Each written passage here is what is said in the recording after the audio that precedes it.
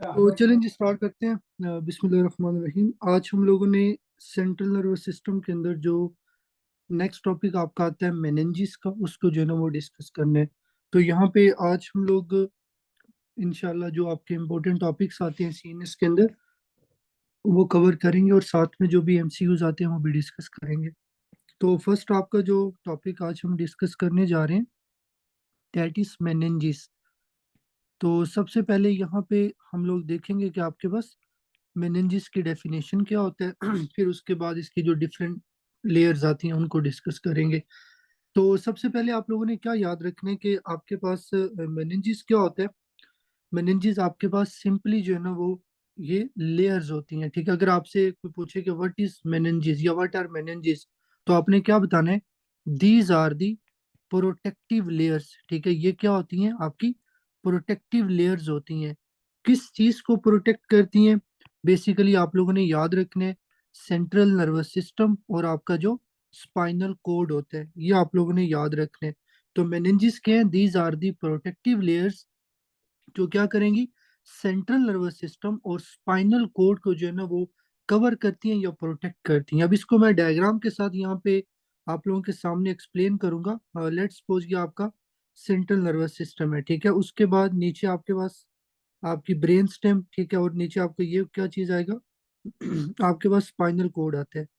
तो यहाँ पे आपका क्या पड़ा होगा, सेरिबेलम पड़ा होगा। तो अब डायग्राम से हम देखेंगे कि मेनिंजिस क्या है बेसिकली। तो सबसे पहले आप लोगों ने क्या याद रखना है, जो मैंने डेफिनेशन बताई कि ये आपके पास प्रोटेक्टिव लेयर्स होती हैं जो आपके स्पाइनल कोड और सेंट्रल नर्वस सिस्टम को प्रोटेक्ट करती हैं। उसमें ब्रेन और स्पाइनल कोड आपका आ जाएगा। अब अगर आपसे एग्जाम के अंदर एमसीक्यूज पूछा जाए कि ये जो मेनिंजेस होती हैं ये कहाँ से ड्राइव होती हैं, क्योंकि ये तो पता चल गया कि ये प्रोटेक्टिव लेयर है ब्रेन और स्पाइनल कोड की, बट ये प्रोटेक्टिव लेयर कहाँ से आती है, तो आप लोगों ने पीछे पढ़ा हुआ है जो आपका मेसोडर्म होता है, ठीक है, और उसके बाद आपके जो न्यूरल क्रस सेल्स होते हैं। तो neural crest cell and the mesoderm will make this meninges, ये आपको पता होना चाहिए। फिर उसके बाद चलते हैं, आपके पास जो लेयर्स होती हैं ये टोटल कितनी तरह की जो आपके पास प्रोटेक्टिव लेयर्स होती हैं। तो हर बच्चे ने याद रखना है टोटल आपके पास कितनी लेयर आएंगी। चलिए पहले मुझे आप लोग बताएं टोटल कितनी लेयर्स आती हैं मेनिंजिस के अंदर। जो प्रोटेक्टिव लेयर्स है वो टोटल कितनी है, ठीक है, वो टोटल आपके पास तीन होती है, ठीक है। सबसे पहले मैं यहाँ पे नाम लिखूंगा, फिर उसके बाद डायग्राम के साथ देखेंगे। First one is the dura mater, ठीक है। Second one is the arachnoid mater, ठीक है, और third one is the pia mater. So these are the three protective layers which will surround या which will protect the brain and spinal cord. अब ये diagram में कैसे fit करेंगी जो है ना वो इस चीज को देखते हैं। बेसिकली देखें जी, लेट्स सपोज यहाँ पे मैं कलर चेंज कर देता हूँ। तो अब लेट्स सपोज ये आपका ब्रेन है, ठीक है, और इसके बाहर ये फर्स्ट प्रोटेक्टिव लेयर है, ठीक है। ये आपके पास क्या चीज है, ये आपके पास फर्स्ट जो है ना वो प्रोटेक्टिव लेयर मैं यहाँ पे ड्रा कर रहा हूँ।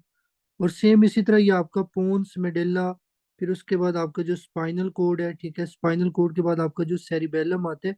तो ये फर्स्ट लेयर है जो आपके सबसे इन साइड पे होती है, ठीक है, जो आपकी क्या होगी, सबसे इनर साइड पे होगी। तो इस लेयर को क्या बोलेंगे, आप लोगों में से कोई बच्चा बताना चाहे इस लेयर को क्या बोलेंगे, जो सबसे इनर आपके पास लेयर होती है उसको क्या बोलते होते हैं। ठीक है, कुछ बच्चे यहाँ पे कह रहे हैं जी पिया मैटर। तो आपने क्या याद रखना है, जो आपकी सबसे इनर लेयर होती है इस लेयर को बोलते होते हैं पिया मैटर। ये आपको पता होना चाहिए। अब ये जो पिया मैटर है ये आप लोगों ने याद रखना है कि ये बेसिकली क्या है, एक आपके पास पतली लेयर है, ठीक है, थिन लेयर है। और ये किस चीज से बनी होती है, ये आप लोगों ने याद रखना है, ये फाइब्रस टिश्यू से बनी होती है। ये आपको इंपॉर्टेंट पॉइंट याद रखने हैं। और ये फाइब्रस टिश्यू से जो बनी होती लेयर है ये आपके स्पाइनल कोड और आपके ब्रेन के साथ यहाँ पे एडहियर होगी, मतलब यहाँ पे क्या होगी, स्टिक होगी। ये आप लोगों ने याद रखना है, जिस तरह ग्लू होती है ना, एज अ ग्लू के तौर पे ये आपके ब्रेन के साथ और आपके स्पाइनल कोड के साथ क्या करेगी, स्टिक कर जाएगी।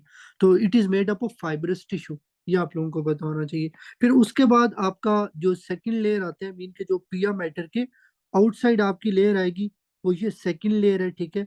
इस लेयर को हम लोग क्या बोलते होते हैं, जल्दी से बताएं।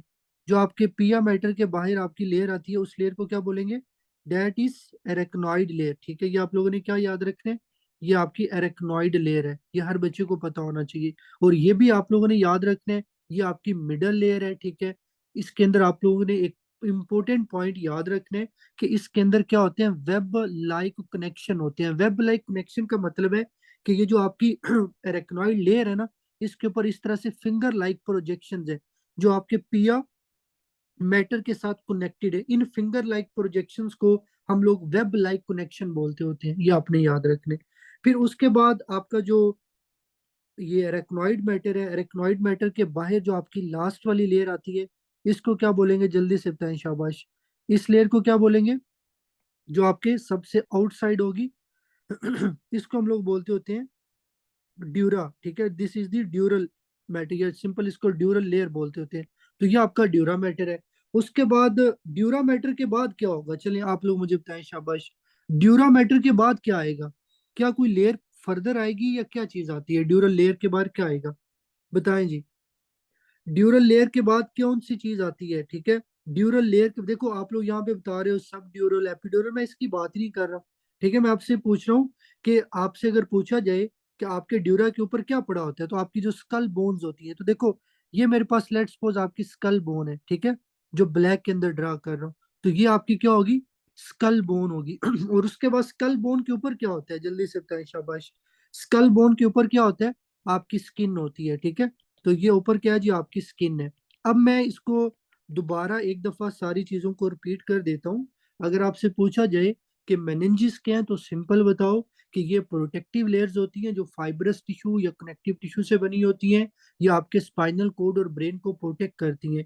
ये कहाँ से ड्राइव होती हैं, मीजो, देखो मेसोडर्म बेसिकली आपको कनेक्टिव टिश्यू बनाते हैं। ठीक है, it is a type of connective tissue जो बनाएगा।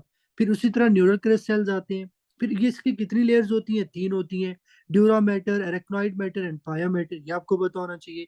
फिर उसके बाद आपने याद रखना है सीक्वेंस के साथ के सबसे बाहर आपकी स्किन होती है, स्किन के नीचे आपका स्कल होता है। ठीक है, स्कल के बाद आपकी कौन सी लेयर आएगी, ड्यूरा मैटर, ड्यूरा मैटर के बाद आपकी आएगी एरेक्नॉइड मैटर, एरेक्नॉइड मैटर के बाद आएगा पिया मैटर, और उसके बाद नीचे आपका ब्रेन एंड स्पाइनल कोड होगा। अच्छा, अब यहाँ पे दो चीजें, जो आपका ड्यूरा मैटर है ना, इसकी फर्दर दो लेयर है, एक है एपीड्यूरल लेयर और एक आता है सब ड्यूरल लेयर। ठीक है, अब देखो एपी का मतलब होता है जो चीज किसी के ऊपर हो, तो ये आपका अगर ड्यूरा मैटर है, अगर यहाँ पे एक लेयर है जो आपका स्कल और ड्यूरा मैटर के दरमियान, मतलब ड्यूरा मैटर से ऊपर है, स्कल के नीचे है, इसको बोलते हैं एपीड्यूरल लेयर। फिर उसके बाद एक होता है सब ड्यूरल, सब का मतलब होता है नीचे। तो ये जो आपका ड्यूरा मैटर है, ठीक है, इसके नीचे आपके पास जो चीज आएगी उसको क्या बोलेंगे, हम लोग सब ड्यूरल लेयर बोलेंगे। तो ये आप लोगों ने इसके अंदर याद रखना है। फिर उसके बाद आप लोगों ने पढ़ा होगा एक होता है सब एरेक्नॉइड स्पेस, जहां पे आपका सीएसएफ सर्कुलेट करते हैं। तो अब आप लोगों ने मुझे बताना है कि मैं यहाँ पे नंबरिंग लिखूंगा, this is the one, this is the let's suppose second, this is the third. तो अब आप लोगों ने मुझे बताना है कि आपका जो एरेक्नॉइड स्पेस है वो कहाँ पे आएगा, फर्स्ट नंबर पे, सेकंड नंबर पे, थर्ड नंबर पे, जल्दी से मुझे बताएं। आप लोगों ने याद रखना है it is in the third, मतलब ये कि देखो सब का मतलब होता है नीचे, तो एरेक्नॉइड स्पेस और पिया मैटर के दरमियान ये जो स्पेस है ना, इसको सब एरेक्नॉइड स्पेस बोलते होते हैं। और यहाँ पे आपका बेसिकली जो है ना वो सीएसएफ सर्कुलेट करता है, ये आपने याद रखना है कि व्हाट इज सब arachnoid space, it is the space, या सिंपल याद रखो it is a cavity like structure which is present between the arachnoid and pia matter. What is the function of arachnoid space? Simple याद रखो, it allows the CSF to flow, ये आपने याद रखने, ये आपको बताना चाहिए। फिर उसके बाद मैंने आपको बताया कि आपका एपिड्यूरल, ठीक है, बेसिकली आपका जो ड्यूरा मैटर और स्कल के दरमियान जो लेयर होती है उसको हम लोग बोलते थे एपिड्यूरल स्पेस या एपिड्यूरल लेयर। और ये जो लेयर होती है ना, इसके अंदर बेसिकली आपकी मिडल मेनिंजियल आर्टरी पड़ी होती है। This is very very important MCQs, कि आप बताएं जी एपिड्यूरल स्पेस के अंदर कौन सी आर्टरी पड़ी होती है, जो आपकी मिडल मेनिंजियल आर्टरी है, ये आप लोगों ने याद रखने। ये क्लिनिकल बहुत इंपॉर्टेंट है, आप लोग आगे जाके पढ़ोगे ब्रेन हिमाटोमा के बारे में, कि ब्रेन के अंदर बाज दफा हिमाटोमा बनते हैं इन मेनिंजिस के अंदर, तो वहां पे ये टॉपिक मैं रिपीट नहीं करूंगा। डेट्स वाई यहाँ पे जो एनाटॉमी जितनी बताई है ना, दुनिया का जो मर्जी एग्जाम देने चले जो, इससे ज्यादा आपसे नहीं पूछेंगे। तो इतना एटलीस्ट हर बच्चे को पता होना चाहिए। तो ये बेसिकली आपका था मेनिंजिस के बारे में। तो अगर आज के बाद आपसे कोई पूछे व्हाट इज मेनिंजिस, तो आपको पता होना चाहिए what are the layer of meninges, what are epidural, subdural, ठीक है। फिर उसके बाद व्हाट इज एरेक्नॉइड स्पेस, ये सारा कुछ आपको पता होना चाहिए। तो ये क्लियर है सब लोगों को? जल्दी से बताएं, शाबाश। मेनेंजिस के बारे में सबको क्लियर है? ठीक है, मिडल मेनेंजियल आर्टरी मैंने बताई है, वो आप लोगों ने याद रखने। अच्छा जी, उसके बाद सेकंड हमारा जो टॉपिक आता है, that is blood brain barrier, and that topic is also very important. ये हम मैंने आप लोगों को पीछे थोड़ा सा वैसे इसके बारे में बताया था, लेकिन आज इंशाल्लाह हम लोग इसको थोड़ा डिटेल से पढ़ेंगे क्योंकि मैंने आप लोगों को बताया हुआ था कि ये टॉपिक हम लोग आगे करेंगे। तो सबसे पहले what is blood brain barrier, देखो इसको थोड़ा आसान करते हैं। लेट्स सपोज ये आपकी जो है ना वो ब्लड वेसल है, ठीक है, this is the blood vessel. और एक चीज जो हर बच्चे को पता होनी चाहिए कि हमारे ब्रेन के अंदर जो ब्लड वेसल्स होती हैं ना, और हमारे जो न्यूरॉन्स होते हैं, उनके दरमियान डिस्टेंस होता है, ठीक है। अगर लेट्स सपोज ये आपकी ब्लड वेसल है, और यहाँ पे मैं कहता हूँ जी ये आपका जो है ना वो न्यूरॉन है, ठीक है, ये न्यूरॉन की सेल बॉडी है, ये उसके एक्सोन है, और ये आपका एक्सोनल टर्मिनल है, दिस इज द एक्सोन। अब देखो ये जो दरमियान में स्पेस है, ये जो आपकी स्पेस आई है ना, इसको बेसिकली हम लोग बैरियर बोलते होते हैं, ठीक है। और ये बैरियर किसके दरमियान है? ये आपका ब्लड वेसल के दरमियान है, और आपके न्यूरॉन के, आपके सेल के दरमियान है, ठीक है। इसको बोलते हैं ब्लड ब्रेन बैरियर। ये पहली डेफिनेशन जो है ना वो हर बच्चे को पता होनी चाहिए। अच्छा, उसके बाद अगर पूछा जाए भाई इसका फंक्शन क्या होता है, ठीक है, फिर हम आगे बात करते हैं ये किस चीज से बना होता है। तो आपने सबसे पहला इसका जो इम्पोर्टेंट फंक्शन याद रखना है ना, ये बेसिकली हमारे ब्लड के अंदर कुछ ऐसी टॉक्सिक ड्रग्स होती हैं, ठीक है, उन ड्रग्स को जो है ना वो आपके इन न्यूरॉन्स को डैमेज नहीं करने देता। तो ये आपके न्यूरॉन्स को प्रिवेंट करते हैं कि आपकी ड्रग्स इसको आगे डैमेज ना करें। फिर उसके बाद आपके ब्लड के अंदर कुछ बैक्टीरिया होते हैं, ठीक है, ये बैक्टीरिया को भी आगे नहीं जाने देगा न्यूरॉन के पास, ये आपने याद रखना है। फिर उसके बाद आपको ये पता होना चाहिए कि ये आपके ब्रेन के अंदर जो आपके न्यूट्रिएंट्स होते हैं, ठीक है, उनकी जो है ना वो रेगुलेशन करते हैं। रेगुलेशन का मतलब ये होता है कि ये उनको रेगुलेट करेगा, बताएगा कि किस चीज ने अंदर आना है, किसने नहीं अंदर आना, ठीक है। तो ये इट रेगुलेट दी न्यूट्रिएंट्स।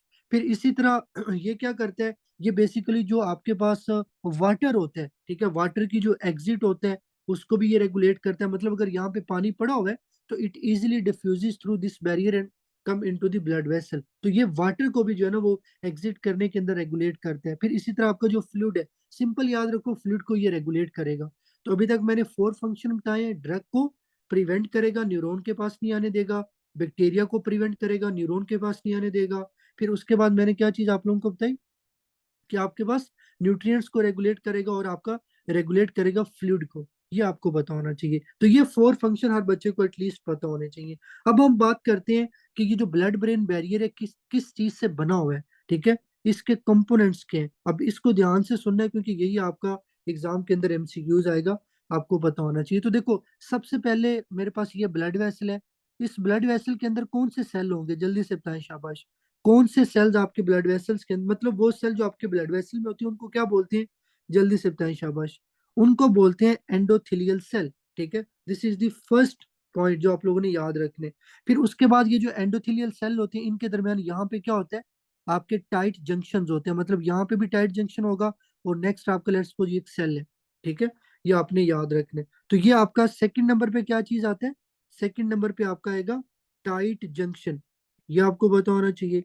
फिर उसके बाद थर्ड नंबर पे क्या आता है, मैंने आप लोगों को इसके अंदर पढ़ाया था कि आपके जो एंडोथेलियल सेल्स होते हैं उनके दरमियान यहाँ पे एक बेसिकली कनेक्टिव टिश्यू की मेम्ब्रेन होगी, ठीक है, जिसको क्या बोलते होते हैं, बेसल लेमिना बोलते होते हैं। ये आप लोगों को पढ़ाया था, ठीक है। उसके बाद मैंने आप लोगों को पढ़ाया था कि यहाँ पे आपके छोटे छोटे जो है ना वो सेल्स पड़े होते हैं विच आर कॉन्ट्रेक्टाइल, ठीक है। इन सेल्स को क्या बोलते होते हैं, इनको बेसिकली हम लोग पेरिसाइट बोलते होते हैं। ये आप लोगों को मैंने पढ़ाया था, पेरिसाइट्स होते हैं। फिर उसके बाद मैंने आप लोगों को पढ़ाया था कि आप देखो हमने पढ़ा था ग्लाइल सेल्स के बारे में कि जो ग्लाइल सेल्स है ना वो न्यूरॉन्स को सपोर्ट करते हैं। तो अगर यहाँ पे आपका ग्लाइल सेल पड़ा हुआ है जो इस न्यूरॉन को सपोर्ट कर रहा है, so this is the glial cell. तो इस ग्लाइल सेल की यहाँ से एक एक्सटेंशन जाएगी जो क्या करेगी, आपके यहाँ पे फुट प्रोसेसेस बनाएगी, ठीक है। इसके ये फुट प्रोसेसेस है जो आपके क्या करेंगे, इस ब्लड ब्रेन बैरियर के अंदर एक रुकावट के तौर पे जो है ना वो काम करेंगे। तो फोर्थ नंबर पे, सॉरी फिफ्थ नंबर पे क्या आएगा, फुट प्रोसेसेस ऑफ आपके पास एस्ट्रोसाइट्स। ये आप लोगों ने प्लीज इसके अंदर याद रखने कि जो एस्ट्रोसाइट्स हैं उसके फुट प्रोसेसेस है। तो भाई इन 5 चीजों को, endothelial cell, tight junction, basal lamina, pericyte, उसके बाद फुट प्रोसेसेस ऑफ एस्ट्रोसाइट, इनको कलेक्टिवली बोलते होते हैं ब्लड ब्रेन बैरियर। मतलब ये आपकी रुकावट के तौर पे काम करते हैं। आपका यहाँ पे ब्लड होगा और ये आपका न्यूरॉन है, ठीक है, आपके ब्रेन के अंदर। तो ये आप लोगों ने इसके अंदर याद रखना है। अब यहाँ पे इंपॉर्टेंट पॉइंट आता है कि ये जो आपका ब्लड ब्रेन बैरियर होते हैं ना, देखो ना, ब्लड के अंदर यहाँ पे ग्लूकोज भी होगा, यहाँ पे अमाइनो एसिड भी होंगे, फिर इसी तरह यहाँ पे आपके लिपिड सॉल्युबल सब्सटेंसेस भी होंगे। तो ये जो लिपिड सॉल्युबल सब्सटेंसेस होते हैं ना, वो तो इजीली यहाँ से डिफ्यूज हो जाएंगे आपके न्यूरॉन की तरफ, ठीक है, थ्रू डिफ्यूजन प्रोसेस। तो जो लिपिड मॉलिक्यूल्स होते हैं या लिपिड सॉल्युबल सब्सटेंसेस होते हैं, या वो सब्सटेंसेस जो चार्ज ना हो, जिसको नॉन पोलर बोलते हैं, वो इजीली यहाँ से डिफ्यूज हो जाएंगे। लेकिन वो जिस तरह मैंने ग्लूकोज की एग्जांपल दी, अमाइनो एसिड की एग्जांपल दी, तो जहरी बात है न्यूरॉन को ग्लूकोज तो चाहिए, लेकिन अब ये कैसे जाएगा? तो इसको क्रॉस करने के लिए बेसिकली यहाँ पे कुछ जो है ना वो प्रोटीन्स होती हैं जो इनकी ट्रांसपोर्ट के अंदर हेल्प करती हैं, उनको बोलते हैं कैरियर मीडिएटेड ट्रांसपोर्ट। मतलब इस प्रोसेस को बोलते हैं कैरियर मीडिएटेड ट्रांसपोर्ट। कैरियर का मतलब होता है प्रोटीन जो कैरी करेगी, जो आपकी मीडिएट करेगी ट्रांसपोर्ट को, किसके लिए? ग्लूकोज और बेसिकली अमाइनो एसिड के लिए। तो ये आप लोगों ने इसके अंदर याद रखना है कि glucose and amino acid can cross slowly, ठीक है, ये आहिस्ता आहिस्ता क्रॉस करेंगे।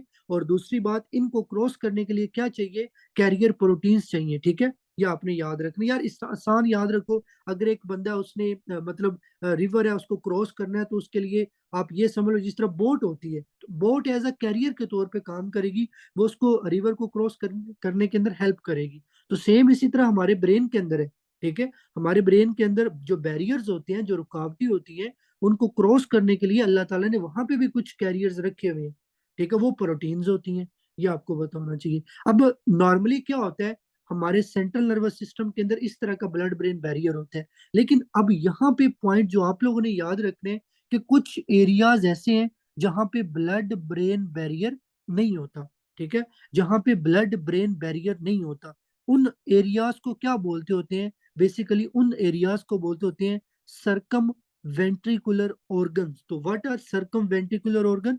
बेसिकली ये वो ऑर्गन्स है जहाँ पे क्या होगा? ब्लड ब्रेन बैरियर नहीं होगा। मतलब देखो, लेट्स सपोज ये मैं कहता हूँ ये ब्लड वेसल है, अब ध्यान से सुनना आप लोगों ने, ये ब्लड वेसल है। ब्लड वेसल के दरमियान यहाँ पे जो आपके एंडोथेलियल सेल्स होंगे ना, इन एंडोथेलियल सेल्स के दरमियान यहाँ पे छोटे छोटे पोर्स होंगे, ठीक है, छोटे छोटे क्या होंगे? पोर्स होंगे। इनको बोलते होते हैं फेनेस्ट्रेटेड कैपिलरी। मतलब बेसिकली ये जो आपकी ब्लड वेसल है, इसके अंदर जो कैपिलरी होगी, उसके अंदर छोटे छोटे होल्स होंगे, उसको बोलते हैं फेनेस्ट्रेटेड कैपिलरी। तो मतलब ये हुआ कि अभी मैं जिन ऑर्गन्स का आपको बताऊंगा, उन ऑर्गन्स के ऊपर एक तो जो ब्लड कैपिलरी होगी, उसके अंदर एंडोथेलियल सेल के अंदर पोर्स होंगे, उसको बोलते हैं फेनेस्ट्रेटेड कैपिलरीज। और दूसरा, वहां पे कोई बैरियर नहीं आएगा, ठीक है, यहाँ पे कोई भी बेजल लेमिना, कोई एस्ट्रोसाइट वगैरह ये चीजें नहीं आएंगी। अब बात ये है कि वो कौन से ऑर्गन्स है जो आपको पता होने चाहिए। तो सबसे पहला आप लोगों ने क्या याद रखना है? आपका फर्स्ट एरिया आता है एरिया पोस्ट्रीमा, ये हम आगे पढ़ेंगे, ठीक है। जस्ट यहाँ पे एरियाज के नाम हर बच्चे को पता होने चाहिए। ये बेसिकली जो एरिया पोस्ट्रीमा है ना, ये अभी आगे नेक्स्ट हमारा टॉपिक है, ये आपकी वॉमिटिंग करवाता होता है। मतलब अगर किसी को कीमोथेरेपी के बाद वॉमिटिंग आती है ना, it is because of this area, area पोस्ट्रीमा।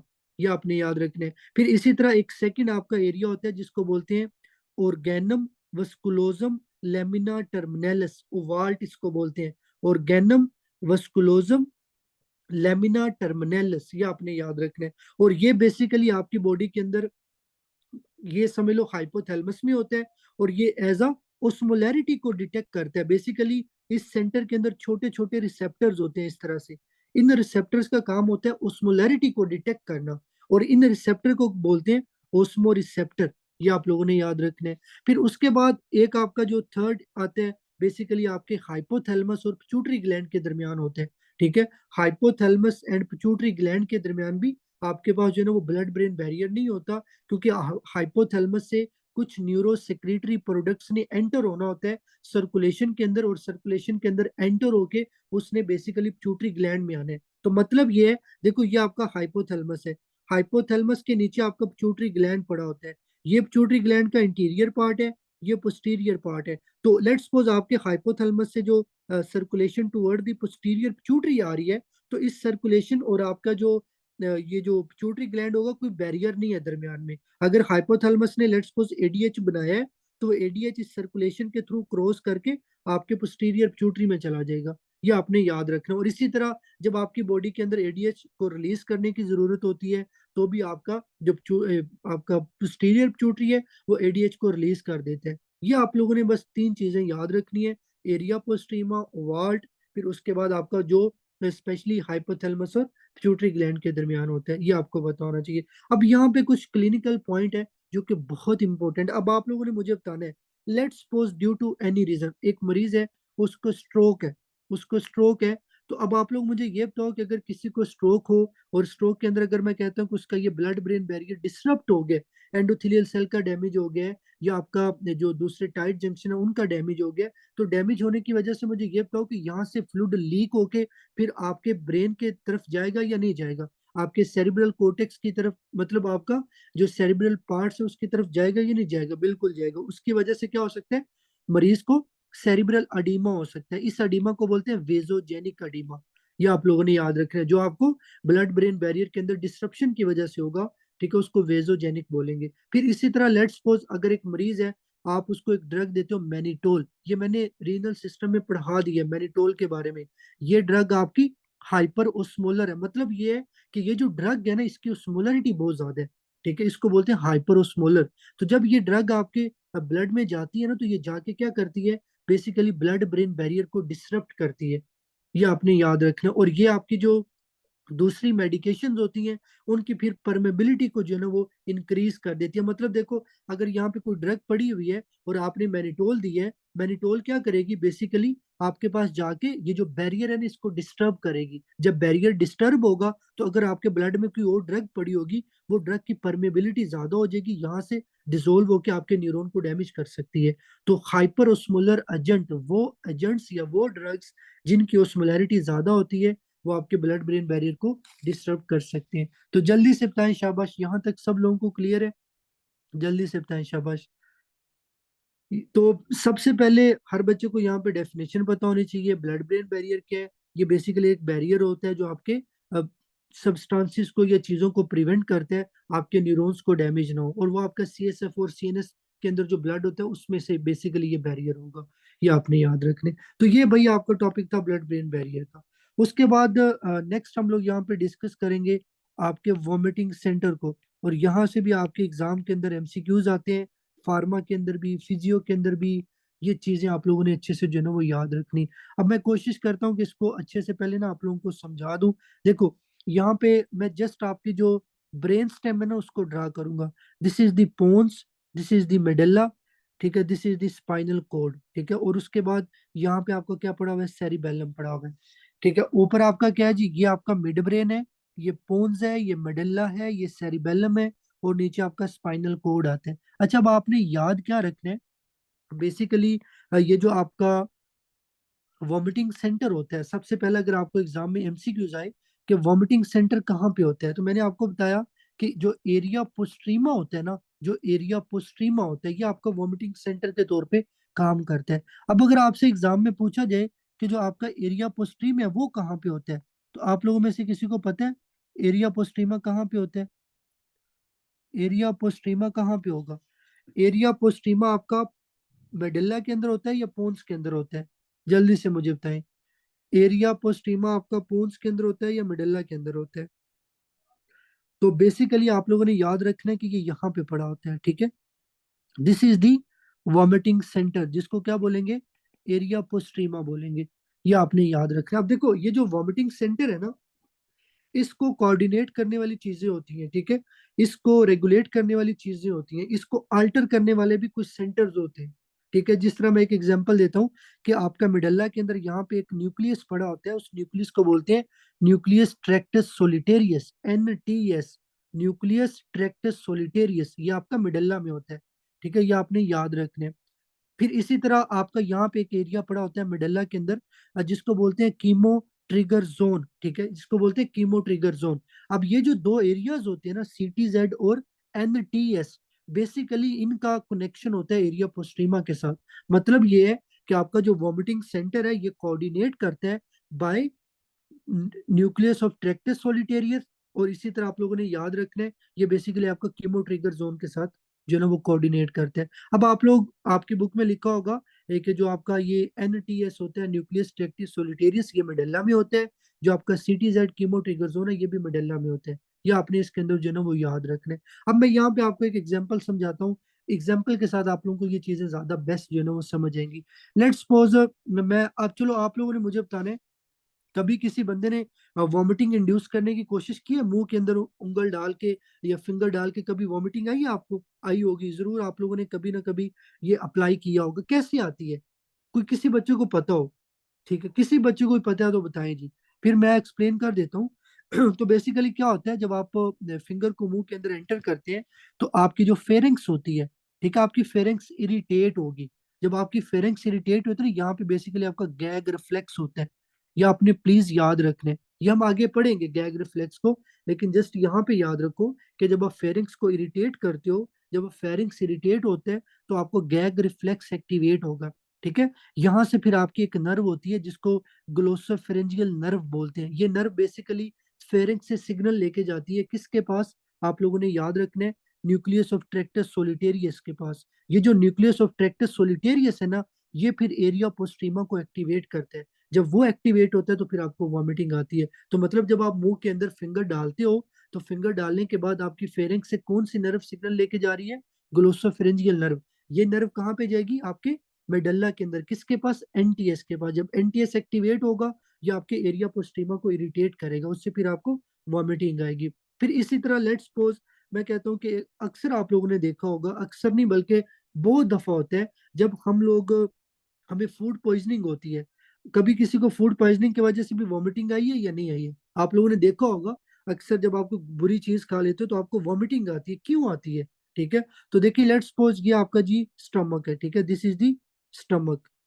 अब लेट्स सपोज यहाँ पे आपकी कोई भी जो है ना वो टॉक्सिक चीज आई है जिसको आपकी बॉडी एक्सेप्ट नहीं कर रही है, और जिसको बॉडी से निकालना बहुत इंपॉर्टेंट है।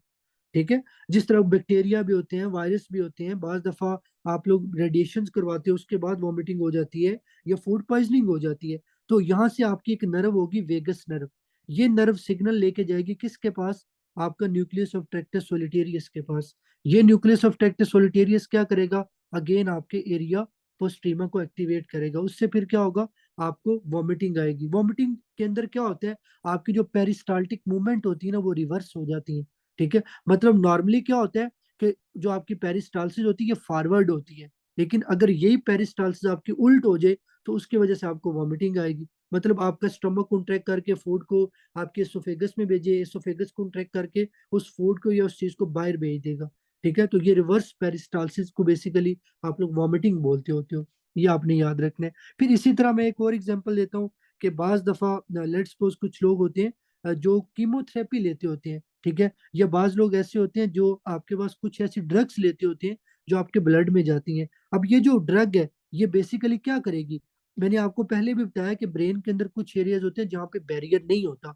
तो अगर ये ब्लड के अंदर जो ड्रग है अगर जाके इस कीमो ट्रिगर जोन को, CTZ को एक्टिवेट करती है, तो ये क्या करेगा? ये बेसिकली आपका आगे फिर एरिया पोस्ट्रीमा को एक्टिवेट कर देगा। तो ये आपने याद रखना है कि जो कीमो ट्रिगर जोन है, कीमो ट्रिगर जोन का मतलब होता है कि बेसिकली कुछ आप ऐसी ड्रग्स लेते होते हो जो आपके केमिकली जो है ना वो इंड्यूस करती होती हैं जाके इस जोन को, उसको बोलते हैं कीमो ट्रिगर जोन। और ये आपका हो सकता है कोई ड्रग हो, कोई आपका टॉक्सिन हो, ठीक है, कोई, फिर इसी तरह आप लोग आगे जाके पढ़ेंगे बहुत सारी कुछ टॉक्सिन्स भी होते हैं जो इस मैकेनिज्म के थ्रू आपके इस जोन को एक्टिवेट करेंगे। देखो ना यार, सिंपल सी बात, अगर एक चीज हमारे लिए अच्छी नहीं है और हमारे ब्लड में है, तो वो ब्लड के थ्रू आपके इस एरिया को जाके स्टिमुलेट करेगी। ठीक है, उससे फिर आपको जो है ना वो लाइक वॉमिटिंग आती है। तो ये आप लोगों ने इसके अंदर जो है ना वो याद रखना, और वो चीज फिर आपकी वॉमिटिंग के थ्रू निकल जाएगी बाहर। मतलब अगर एक चीज अच्छी नहीं है, वो एब्जॉर्ब होके मैदे से आपके ब्लड में जा रही है, तो ब्लड में अगर वो जा रही है, तो ब्लड में जाके वो क्या करेगी? वो अगेन आपके ब्लड ब्रेन बैरियर को क्रॉस करेगी। ये आप लोगों ने याद रखना है। तो ये बेसिकली मैंने यहाँ पे थोड़ा सा आपको जो है ना वो बताया है। ये चीजें आपको पता होनी चाहिए। अब यहाँ पे इंपॉर्टेंट पॉइंट आप लोगों ने याद रखना है कि ये जो आपका कीमो ट्रिगर जोन होता है, ठीक है, ये जो आपका कीमो ट्रिगर जोन होता है, या फिर आपका जो वॉमिटिंग सेंटर होता है जिसको एरिया पोस्ट्रीमा बोलते हो, बेसिकली इन्होंने नर्व्स के थ्रू सिग्नल लेना होता है। इनके पास नर्व की इनपुट आती है। ठीक है, और ये जो आपके पास नर्व की इनपुट आती है, इसके लिए कुछ रिसेप्टर्स होते हैं। ठीक है, हर बच्चे को 5 रिसेप्टर्स पता होने चाहिए। एक आपका आता है हिस्टामिन का रिसेप्टर, एक आपका आता है मस्क्रीनिक रिसेप्टर, एक आपका आता है न्यूरोकाइनिन रिसेप्टर, फिर एक आता है डोपामीन रिसेप्टर, और एक आता है सेरोटोनिन रिसेप्टर। मतलब ये जो रिसेप्टर्स है ना, ये आपके कीमो ट्रिगर जोन और जो एरिया पोस्टीम है वहां पे पड़े होते हैं। तो अगर आपका जो सेरोटोनिन है वो आता है, वो आके सेरोटोनिन रिसेप्टर को एक्टिवेट करेगा, आपको वॉमिटिंग आ जाएगी। अगर आपकी बॉडी में डोपामीन आता है, तो डोपामीन आके जब इन रिसेप्टर्स को इन एरिया पे स्टिमुलेट करेगा तो आपको वॉमिटिंग आ जाएगी। तो ये कराने का मकसद क्या है भाई? आपको एग्जाम के अंदर क्वेश्चन आता है कि अगर किसी मरीज को आपने कीमोथेरेपी दी है, कीमोथेरेपी के बाद अगर उसको वॉमिटिंग हो रही है, तो आप कौन से रिसेप्टर्स को ब्लॉक करके वॉमिटिंग को रोक सकते हो? तो आपने सेरोटोनिन और न्यूरोकाइनिन, सेरोटोनिन एंड न्यूरोकाइनिन रिसेप्टर को अगर आप ब्लॉक करोगे तो आपकी वॉमिटिंग नहीं आएगी। फिर इसी तरह आप लोगों ने याद रखना है, प्रेगनेंसी के अंदर अक्सर फीमेल्स को वॉमिटिंग होती है, ठीक है, बहुत ज्यादा वॉमिटिंग होती है, जिसको हाइपर एमेसिस ग्रेविडेरम बोलते हैं, ठीक है, प्रेगनेंसी इंड्यूस वॉमिटिंग होती है ये। फिर इसी तरह अक्सर आप लोगों ने देखा होगा, जब आप हाई एल्टीट्यूड पे जाते हो आपको मोशन सिकनेस होती है, उसकी वजह से भी वॉमिटिंग होती है। तो अब यहाँ पे याद रखना है कि ये जो हिस्टामीन और आपके मस्क्रीनिक है ना, ये आपका मोशन सिकनेस के अंदर वॉमिटिंग करवाते हैं, ठीक है, जब ये रिसेप्टर एक्टिवेट होते हैं या इनपुट लेते हैं। फिर इसी तरह आपका जो ये हिस्टामीन है, ठीक है, ये आपका प्रेगनेंसी के अंदर भी वॉमिटिंग करवाता है। ये बताने का मकसद ये है कि अगर आपको एग्जाम में क्वेश्चन आए कि एक मरीज हाई एल्टीट्यूड पे, एक बंदा हाई एल्टीट्यूड पे जा रहा है, वहां पे जाके उसको वॉमिटिंग से अगर आप प्रिवेंट करना चाहते हो, तो आप उसको कौन से रिसेप्टर को ब्लॉक करने वाली ड्रग दोगे? तो हिस्टामीन या मस्क्रीनिक कोई भी आप यूज कर सकते हो। ये आपने इसके अंदर जो है ना वो याद रखना है। तो ये आपको इसके अंदर जो है ना वो चीजें पता होनी चाहिए। बेसिकली ये जो आपका एरिया पोस्टीमा होते हैं ना, एरिया पोस्टीमा यूजली जो है ना वो आपका पोन्स और मेडल्ला के दरमियान जो जंक्शन होते हैं ना, वहां पे ये प्रेजेंट होते हैं। लेकिन अक्सर बुक्स के अंदर उन्होंने लिखा होता है ये आपके पास कहाँ पे प्रेजेंट होगा, आपका जो मेडल्ला है, ठीक है। लेकिन सिंपल याद रख लो कि जो आपका ये एरिया पोस्ट्रीमा होता है ना, ये आपका पोंटो मेडलरी जंक्शन पे होता है। मतलब ये आपका मेडल्ला है, ठीक है, और यहाँ पे आपकी पोन्स है।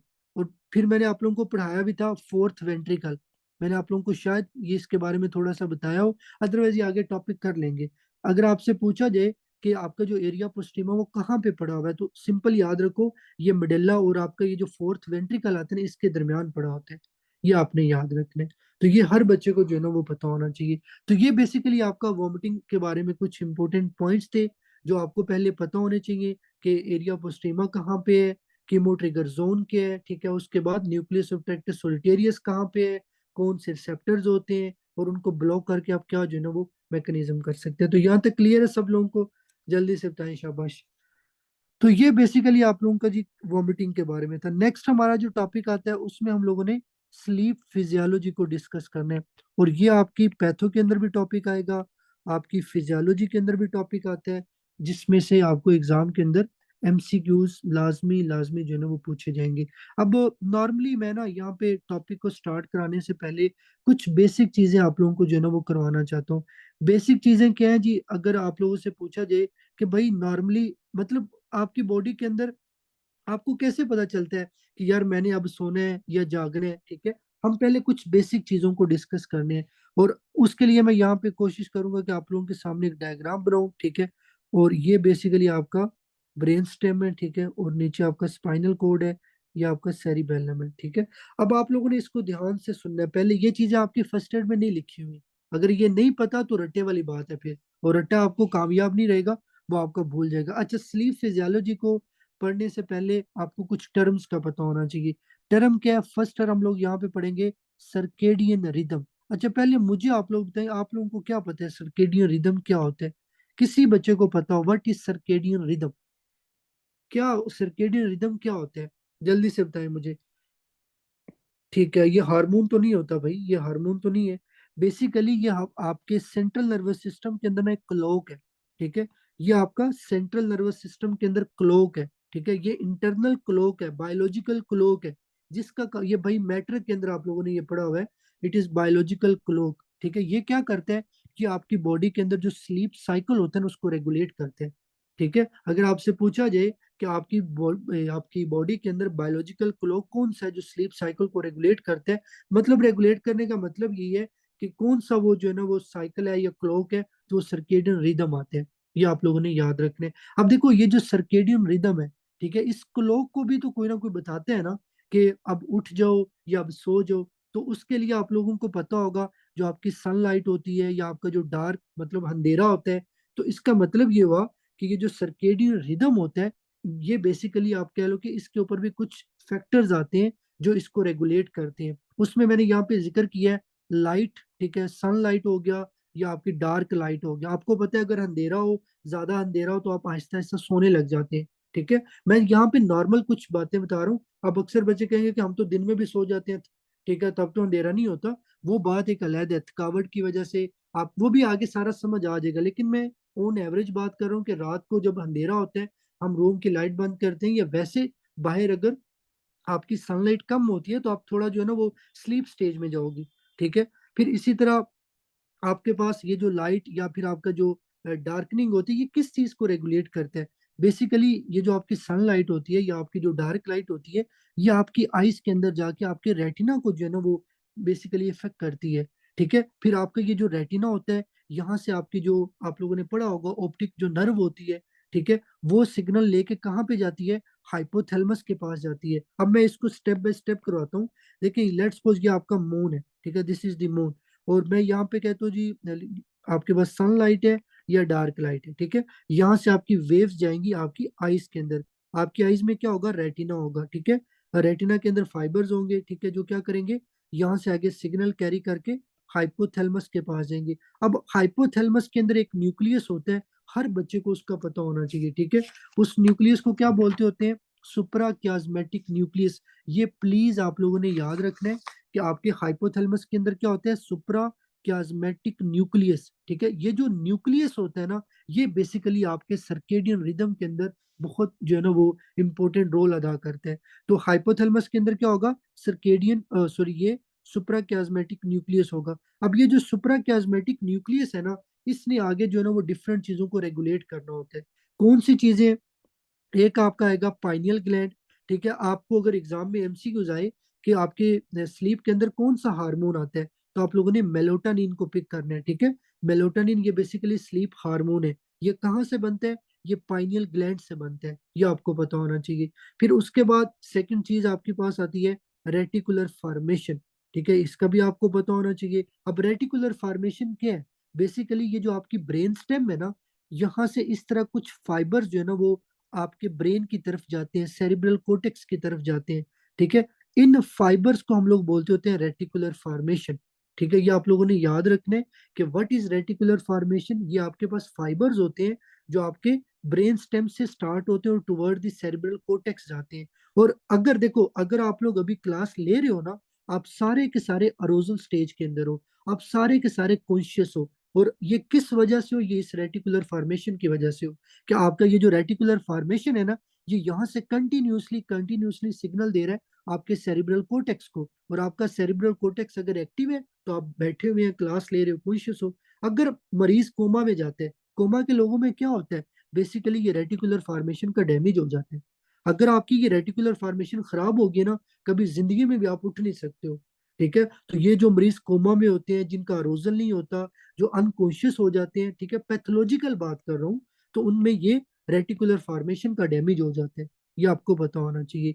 तो ये ना कुछ बातें आप लोगों को पता होनी चाहिए पहले, कि आपका जो मेलाटोनिन है कहाँ से बनता है, ठीक है, वो पाइनियल ग्लैंड से बनता है। और उस मेलाटोनिन का काम होता है सर्केडियन रिदम को जो है ना वो कंट्रोल करना, ठीक है। और सर्केडियन रिदम को जो आपके पास कंट्रोल सेंटर होता है, वो कहाँ पे आपने याद रखने? सुप्रा क्याज्मेटिक न्यूक्लियस, वो आपके हाइपोथैलेमस में होते हैं। तो ये बेसिक चीजें पहले जो है ना वो आप लोगों को पता होनी चाहिए। फिर आगे स्लीप जो है ना वो फिजियोलॉजी आती है, जो अभी हम पढ़ने लगे हैं। तो ये सब बच्चों ने याद रखने हैं, इतनी चीजें एटलीस्ट पता होनी चाहिए। बाकी देखो, पाइनियल ग्लैंड कहाँ पे होता है, हाइपोथैलेमस कहाँ पे होता है, ये हमारा कल का टॉपिक है, जिसमें मैं आप लोगों को ब्रेन की जो है ना वो पूरी एनाटॉमी के बारे में बताऊंगा, कि कौन सा पार्ट किस में क्या चीज है। फिर उसके बाद हर पार्ट के फंक्शन पढ़ेंगे इंशाल्लाह।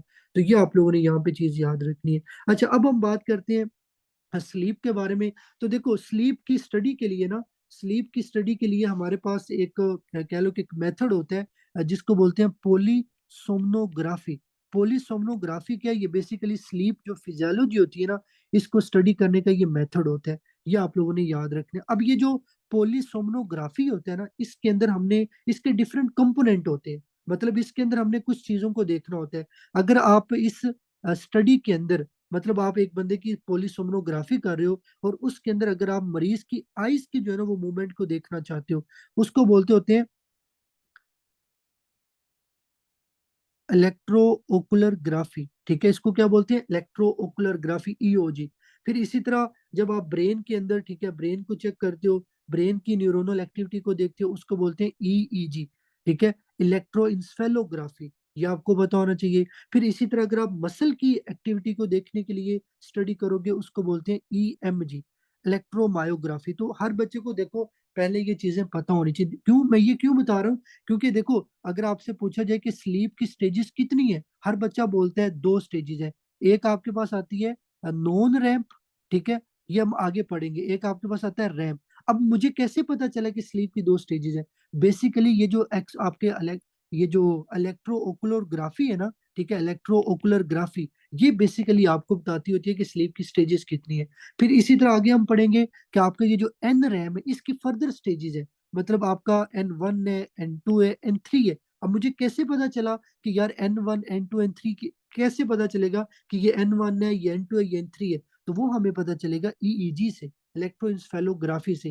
क्योंकि ये जो इलेक्ट्रोइंसेफेलोग्राफी है ना, ये आपको वेव्स के बारे में बताएगी। ठीक है, तो जब आपको वेव्स के बारे में पता चलेगा, तो वो बेसिकली फिर आप डिफरेंशिएट करोगे कि ये आपके पास N1 है, N2 N3 है। तो जस्ट याद रखो, व्हाट इज पोलिसोमनोग्राफी? ये बेसिकली ऐसी कह लो कि स्टडी है जिसमें आप स्लीप को चेक करते हो, उसको पोलिसोमनोग्राफी बोलते होते हैं। फिर उसके बाद ये पता होना चाहिए कि पोलिसोमनोग्राफी के अंदर अगर आप आइस को चेक करते हो, ठीक है, उसमें उसको बोलते हैं ओकुलोग्राफी। अगर आप ब्रेन की एक्टिविटी को देखते हो, उसको इंसेफेलोग्राफी बोलेंगे। अगर मसल को देखते हो तो उसको बेसिकली इलेक्ट्रोमायोग्राफी बोलते होते हैं। ये आपको पता होना चाहिए। अब हम बात करते हैं आपकी स्लीप स्टेजेस के बारे में, ठीक है, कि स्लीप स्टेजेस क्या होती हैं। अच्छा, स्लीप स्टेजेस को पढ़ने से पहले अगर मैं यहाँ पे डेफिनेशन आप लोगों से पूछूं कि मुझे बताएं जी, आपके पास एक टर्म होती है वेकफुलनेस, ठीक है, एक टर्म होती है स्लीप। दोनों के अंदर डिफरेंस है, ठीक है। दोनों के अंदर क्या डिफरेंस है? पहली टर्म है वेकफुलनेस। वेकफुलनेस का मतलब क्या होता है? आप में से कोई बताना चाहेगा मुझे? What is wakefulness? ये क्या होता है? भाई ये बेसिकली स्टेट ऑफ कॉन्शियसनेस होती है। ये वो स्टेट होती है जिसमें आप अलर्ट होते हो, जिसमें आप कॉन्शियस होते हो, जिसमें आप अटेंटिव होते हो, जिसमें आप कोई आपको स्टिमुलस देता है, कोई आपको टच करता है, कोई थप्पड़ मारता है, तो आप उसको रिस्पॉन्स देते हो। वो आपकी वेकफुलनेस स्टेट होती है। ठीक है, अगर आप इसको मतलब कन्वर्ट कर दो, लेट्स सपोज आप करते हो जी अनकॉन्शियस स्टेट है, ठीक है, तो आप स्लीप में चला जाएगा। स्लीप के अंदर क्या होता है? स्लीप के अंदर स्पेशली हम लोगों ने याद रखना है कि आपका जो, देखो, अनकॉन्शियस का ये मतलब नहीं कि बंदा पैथोलॉजिकल है। It is the normal state of inactivity. जो स्लीप होता है ना, ये नॉर्मल स्टेट ऑफ इनएक्टिविटी होती है। ये आपने याद रखना है, जिसमें मरीज का जो कॉन्शियस लेवल है ना, वो ट्रांजिट सस्पेंड हो जाएगा। ठीक है, ये आपको पहले पता होना चाहिए कि what is wakefulness, what is sleep. अब हम बात करते हैं कि स्लीप की स्टेजेस कितनी है। तो देखो, स्लीप की स्टेजेस की जो क्लासिफिकेशन है ना, ये हम लोग करते होते हैं इन ईओजी, ठीक है, इलेक्ट्रो ओकुलर। बेसिकली जो स्लीप की स्टेजेस है वो दो होती हैं। ठीक है, एक आपके पास आता है नॉन रैम्प, ठीक है, नॉन रैम्प, और एक आता है रैम। अब इसका क्या मतलब है? आरईएम का मतलब होता है रैपिड आई मूवमेंट। ठीक है, मतलब अगर आप स्लीप स्टेज पढ़ रहे हो, उस स्टेज के अंदर अगर आपकी आई की मूवमेंट हो रही है, तो वो रैपिड आई मूवमेंट स्टेज होगी। अगर आपकी आई की मूवमेंट नहीं हो रही, तो उसको क्या बोलेंगे? Non rapid eye movement. ये आप लोगों ने इसके अंदर याद रखने। तो डेट्स वाई मैंने आप लोगों को स्टार्ट में वो चीज करवाई है, ताकि आपको पता हो कि ये स्टेजेस कैसे, मतलब हमें पता चलेगा कि ये रैम है या नॉन रैम है। अब अगर आपसे एग्जाम में पूछा जाए कि आपकी जो स्लीप है उसके अंदर इन दोनों का कितना परसेंटेज होता है, तो ये जो आपकी नॉन रैम्प होती है ना, ये आपकी अप्रोक्सीमेटली 70 to 80% होती है। मतलब अगर आपका, आगे मैं बताऊंगा आपको स्लीप साइकिल जो एक साइकिल होता है ना, उसमें नॉन रैम्प 75 to 80% होती है, और जो रैम्प है ये 20 to 25% होती है। ये आपने याद रखना है। फिर उसके बाद ये जो आपका बेसिकली नॉन रैंप है, इसके आगे फर्दर स्टेजेस है, जिसको बोलते हैं N1, N2 और N3। अब ये मुझे कैसे पता चला कि ये जो आपका, देखो ना, हमने तो ये पढ़ा कि हमें ईओजी पे पता चल गया कि यार इसकी दो स्टेजेस है, लेकिन ये N1 N2 ये कैसे पता चलेगा? तो ये हमें इलेक्ट्रोएन्सेफेलोग्राफी बताता होता है। ठीक है, ये कैसे बताएगा? बेसिकली जब आप ब्रेन की न्यूरोनल एक्टिविटी को देखते हो ना, तो जिस तरह ईसीजी के ऊपर वेव बनती है ना, सेम उसी तरह वो आप समझ लो कि ब्रेन की ईसीजी है। ठीक है। ब्रेन की जो इलेक्ट्रिकल एक्टिविटी होगी न्यूरॉन्स की, वो आपको नजर आएगी मशीन के ऊपर। तो उस मशीन के ऊपर आपको वेव्स मिलेंगी। तो देखो, अगर आपके पास वहां पे आपको पता चले कि आपको थीटा वेव्स मिली है, देखो ये जो मैं बता रहा हूँ ना, आप लोगों ने इसी तरह याद रखना है। अब अगर आपको नहीं पता थीटा वेव्स कैसे दिखती हैं तो कोई मसला नहीं, बट इतना पता होना चाहिए कि जो थीटा वेव्स हैं वो आपको N1 स्टेज में मिलती हैं। ये आपने याद रखना है। फिर अगर आपसे पूछा जाए कि जो N2 है इसमें आपको क्या मिलेगा, तो इसमें आपने याद रखना है स्लीप स्पिंडल्स होते हैं और के कम्प्लेक्स होते हैं। तो भाई ये प्लीज आप लोगों ने याद रखना है, स्लीप स्पिंडल एंड के कम्प्लेक्स ये हमें मिलेंगे आपके स्टेज 2। अब अगर कोई पूछे व्हाट इज स्लीप स्पिंडल, भाई ये न्यूरोनल एक्टिविटी है जो आपको ईईजी के ऊपर नजर आती है in the form of wave. अगर आप लोगों को पढ़ना भी हुआ तो वो बुक से मैं करवा दूंगा, जो आपकी बुक के ऊपर डायग्राम दी हुई है। अच्छा, उसके बाद नेक्स्ट आता है N3। N3 के अंदर सिंपल याद रखो कि इसमें स्पेशली आपको जो है ना वो डेल्टा वेव मिलती है। ये आप लोगों ने याद रखना है। फिर उसके बाद जो आपका N1 है, ठीक है, N1 के अंदर मैंने बताया थीटा वेव्स होती हैं। और ये जो आपकी N1 वेव होती है थोड़ी लाइट स्लीप होती है। अच्छा, अब हम थोड़ा सा ना कंसेप्ट के साथ चलते हैं। लेट्स सपोज मैं कहता हूँ कि रात के जो है ना वो 11 बज गए। अब 11 के बाद यूजली जारी बात है हर बंदा सोने की कोशिश करता है। तो लेट्स सपोज आपका 11 PM है। 11 PM पे मुझे सबसे पहले ये बताओ कि जब बंदा बिल्कुल आंखें खोल के बैठा होता है, बंदा एक्टिव होता है, उसकी कंसंट्रेशन नॉर्मल होती है, तो उसको क्या बोलोगे आप लोग?